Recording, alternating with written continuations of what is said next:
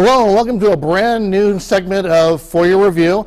I'm your host, Scott Birmingham, and we are again without Mr. Ross Martin. But hey, we'll trudge forward nonetheless. Let's talk about the brand new comedy that came out with Ryan Reynolds and Jason Bateman called The Change-Up. Now, let's get serious for 2 seconds. You know, this is not the newest, most original concept that's ever been done. In fact, we always kind of refer to them as the Freaky Friday movies because that's when it seems they started, and that was back in 1976. So obviously this has been turning quite a bit. Even in 2003, I guess they felt that the 70s didn't do it justice, so they would do it again. Well, several movies have spawned off with the same general concept of switching characters and personalities and putting them in their new surroundings, if you will, and see how they respond to it. Well, same thing in The Change-Up. You have two different people, very unique personalities. Jason Bateman plays an attorney who's going up for a partnership in his law firm. And then you have Ryan Reynolds, who's an actor whose his best gigs are doing soft porn for a living. Take those essential characters and switch them out, and it's pretty funny. Now, going back to Jason Bateman, he's a hardworking, like 80-hour-plus attorney guy. He's a family man, has 3 kids, a hot wife, or they like to depict it as such. And Ryan Reynolds' character is so much the complete opposite.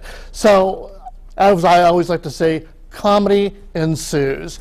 I think what makes this film funny, for me at least, is that the writing and the characters, you're not sure whether to have more fun watching Jason Bateman playing Ryan Reynolds' character or Ryan Reynolds' character playing Jason Bateman. Yes, I can say that 5 times straight. But the characters and the situations are very unique. They're very funny. Some people say it's pretty gross on some scenes. Look at this as a guilty pleasure, if you will.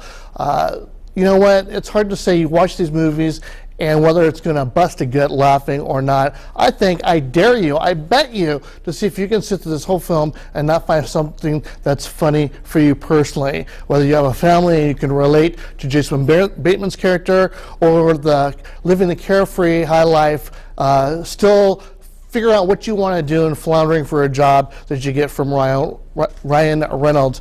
I'm just not going to have easy time with this guy. Okay, I'm just not going to review any more Ryan Reynolds movies. We'll just put a stop to that, or call him Double R. At any rate, I would see The Change-Up as probably, for me so far, one of the funniest films this year.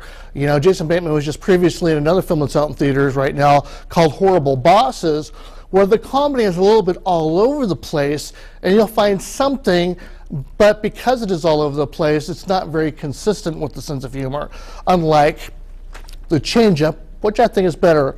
And also, it's directed by the guy who did Wedding Crashers and written by the guys who did The Hangover. So it's pretty win-win. If you're in a good sense of humor and you just want to lighten up your day, check it out. Last but not least, we have Captain America, which is all these separate superheroes getting together for next year, setting them up and getting together for next year's The Avengers, where we get to see them all collectively do their thing as superheroes.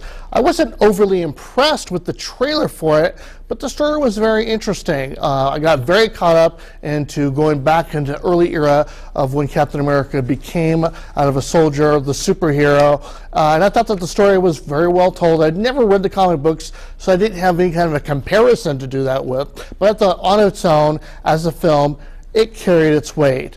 It'll be interesting to see what they do with the bigger movie that comes out next year. But I was reading that they're planning to come out with the Captain America 2, which is coming out in 2014. So yes, rush home and mark your calendars for that one. You know, I'm not sure if Ross is going to be here next week or not. We'll see. But until then, I'm your host, Scott Birmingham, and this is For Your Review.